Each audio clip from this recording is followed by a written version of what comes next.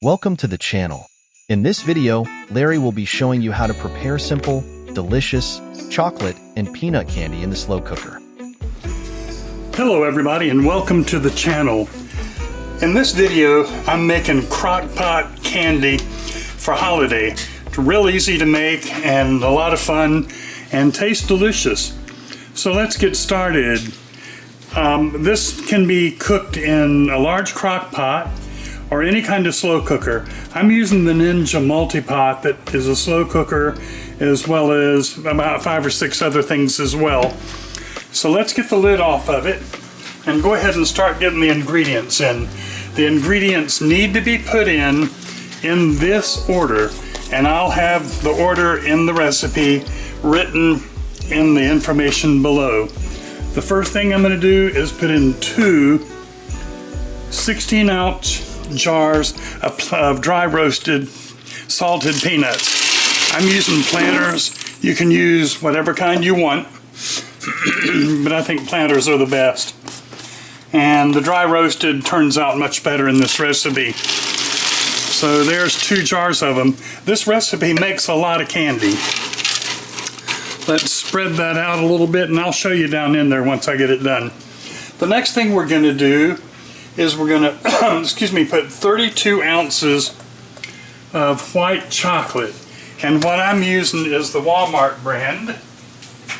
And I'll get a package and show you the Walmart almond bark that I think is the best.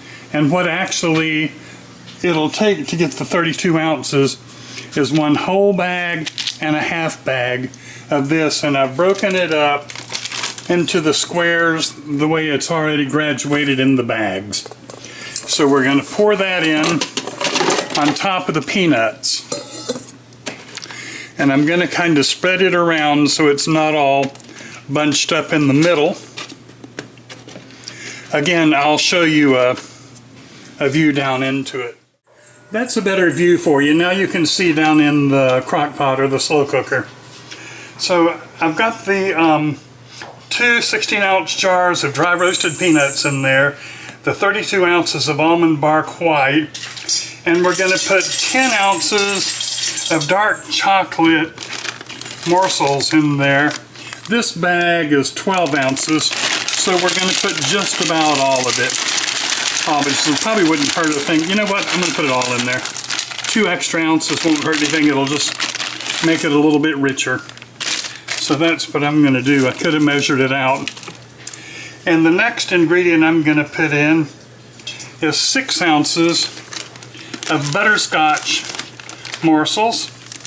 And this bag is 11, so I'm going to put just a little bit over half. And we're going to put it on top. And make sure you notice I'm not stirring as we go. And the last ingredient for this step is a 1/3 cup of toffee chips, and I'm using the Heath bit-so-brickled English toffee bits. And you're supposed to use a 1/3 cup. I'm probably going to use a little bit more than a 1/3 cup because I really love this stuff. Anytime I go to Dairy Queen and get a Blizzard, I always get Heath bar. That's how much I love it. So let's go ahead and cover the pot. Here we go. Let's get this set up to cook. Remember, I haven't stirred it. I've left it in the layers as I poured them in there. So let's turn on the Ninja multi-cooker. We're going to go to slow cook, which it's on, and we're going to go to low, and then we're going to set the timer for an hour. However, this, like a lot of the Ninja products, won't set to an hour. It'll only go to 6. So let's put it on 6. But here's a workaround on that. If you hit the start, it started on low temperature for 6 hours, but now you can adjust it down. I don't know why it's programmed that way, but that's the way it is. So let's put it on an hour and start again. So we've got it on 1 hour on low temperature without being stirred, and we'll let it go from there. At the end of an hour, we'll come back and check on it and give it a stir. There's only 3 minutes left on the timer, so we've been almost an hour, and it's time to open it and stir it up. As you remember, we didn't mix this up before. We left everything in the layers as we put them in, and now it's all kind of melty. Looks good. Bring those peanuts up from the bottom. Looks so good, and the butterscotch really smells good. Let's get it mixed up. And now what we've got to do after we get it mixed up this time, we're going to cover it back up and let it cook for another hour. It may take an hour and a half, but I think an hour. And then we'll go from there to the next step. So let's get that mixed up and spread out. It's almost all I can do not to grab a spoonful of it to taste. I'm going to put the cover back on it, set it for another hour, and we'll check back in on it at that time. We've reached the end of the second hour, so it's time to turn it off. I've turned off the slow cooker, and I'm going to get the spoon, and we're going to stir it one last time. The consistency looks real good. I think it's perfect. Sure is nutty. I hope it's as good as it smells.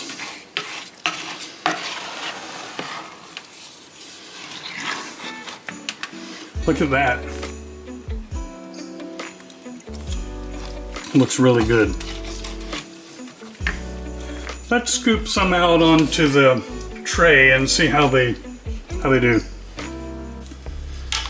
I'm scooping these with the little scoop I use to do cookies and things. And I'm going to scoop them onto a tray with parchment paper so they don't stick. And we'll say, oh, they look like they're going to do good. They're going to have to sit for a while to cool off. But before they do, we're going to do one other thing with them. And I'll show you what that is in just a minute. Two more. I could use a bigger tray. You could also do these on a silpat. You wouldn't have to do them on paper.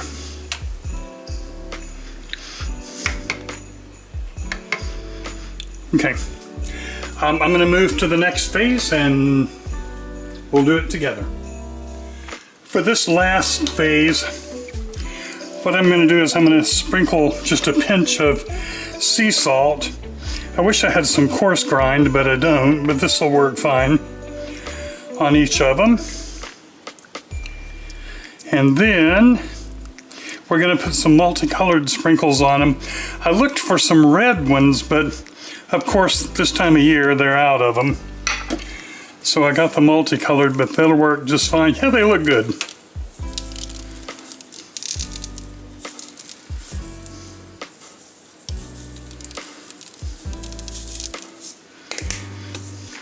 They look very good. And we'll let those cool for a few minutes. We'll plate them up and take another picture of them. There they are. I've put a few of them on a little plate. They look so nice with their little sprinkled sea salt on them and the sprinkled colored beads for Christmas. They're just delicious. They turned out spectacularly, even much better than I thought they would. And I've put them on a little Christmas plate to make them look pretty. They taste delicious, they look great, and they're certainly worthy of given to friends or taken to parties or anything you want to do with them like that. So I highly recommend that you try this recipe for yourself and see what you think. If you think we deserve it after trying these and looking at this, we'd appreciate if you subscribe to our channel. We're over 800 now and we're trying to get to 1,000 within the next month or two. So it'd be a big help. Also, if you'd share the video and click on the little icon that allows you to be notified when I upload new videos, and it really helps through the YouTube algorithm. Also, below in the information below is a recipe for this dish and some additional information, along with some purchase links for Amazon for items that we regularly use on the channel. It's been great hosting you on this video, and we look forward to doing it again real soon. As always, we really appreciate having you join us for these instructional videos. We love doing them, and it's all about you. This is Andrew, and we hope we have helped you towards happy cooking. Take care, and see you next time.